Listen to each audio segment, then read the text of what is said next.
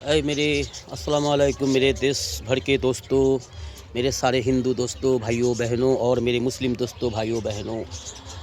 आज जो है राहुल गांधी ने अपनी पार्टी का गलती कबूल किया है।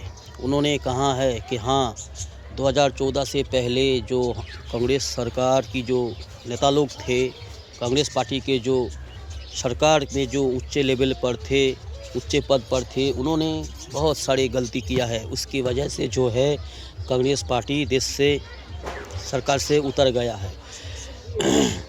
उन्होंने अपना गलती कबूल किया है। गलती कबूल करना एक अच्छा इंसान का पहचान होता है, चाहे हम हो या आप कोई भी हो। तो 2014 से पहले जो बीजेपी सरकार जो झूठा मीठी झूठी वादों करके देश की जनता को बेवकूफ़ बना करके जो है उन्होंने जो है सरकार में आए हैं, सारे ही झूठे वादे थे।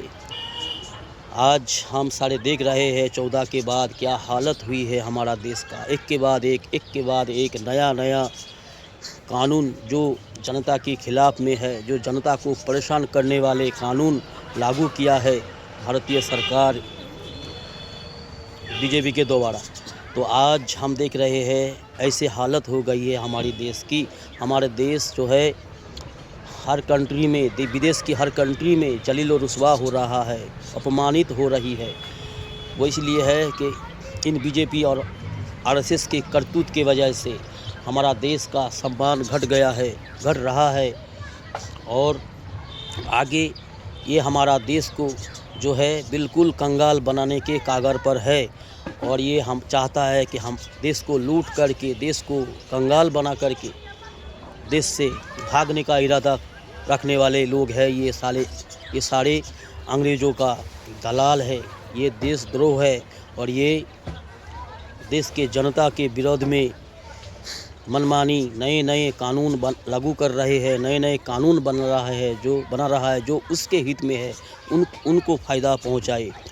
और जनता के खिलाफ जनता को परेशान कर रहे हैं। हम सारे देख रहे हैं, हम सारे जानते हैं, हम सारे ये सारे जो है महसूस कर रहे हैं।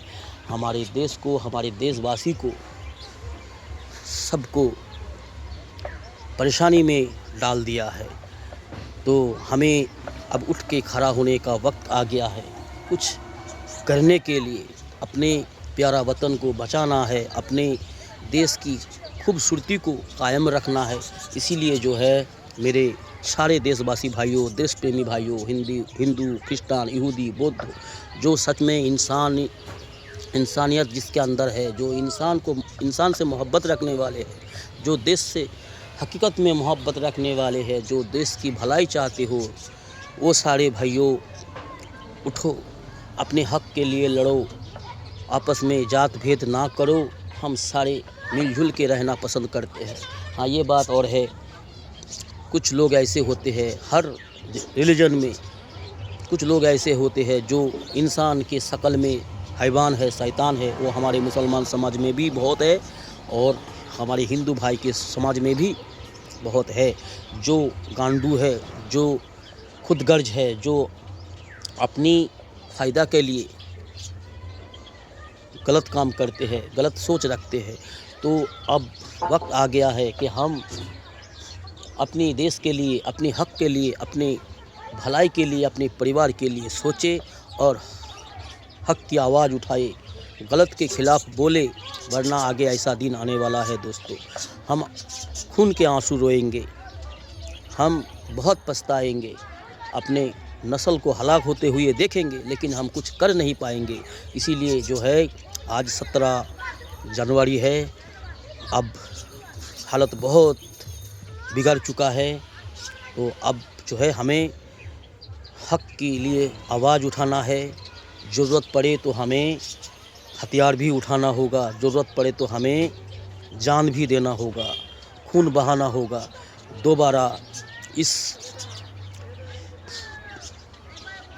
अंग्रेज़ का दलाल जो अभी सरकार में बैठे हैं, जो देशद्रोह लोग हैं, इनके खिलाफ हमें लड़ना है और अपने देश को फिर से आज़ाद बनाना है, फिर से नई आज़ादी दिलानी है, देश को खूबसूरत बनाना है, देश को हिफाजत करना है, हमें देश को एक अच्छा दिन देने की कोशिश में हम एक होकर हिंदू, मुसलमान, सिख, ईसाई सारे जो भी है हमारे देश में, जो देश से बेहद मोहब्बत करते हैं, जन्मभूमि से, हमारा ये हक बनता है कि हम अपने देश को बचाएं, अपनी देशवासियों को हिफाजत करें और उस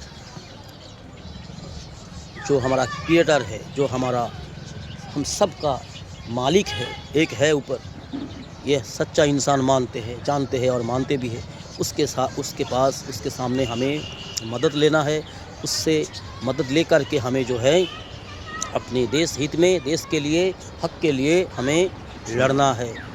ठीक है मेरे देशवासी भाइयों, अब जात भेद करके आपस में ना लड़ो, बस देश की गद्दारों को मिटाना है। देश की गद्दार बहुत ताकत में आ गई है, उसको हमें जवाब देना है, लड़ना है। अब मत सोए रहो, उठो, हक के लिए बोलो, लड़ो, जिससे जितना हो सके, जिस तरीके से हो सके हक के लिए लड़ो, इंसान के लिए लड़ो, अपने देश हित में लड़ो। ठीक है मेरे दोस्तों, कायर ना बनो, बुज़दिल ना बनो, लड़ो, उठो, जागो। अब सोने का वक्त नहीं है, चुप रहने का वक्त ख़त्म हो चुका है। कुछ करो मेरे दोस्तों। अल्लाह हमारी हिफाजत फरमाए। अल्लाहुम्मा आमीन।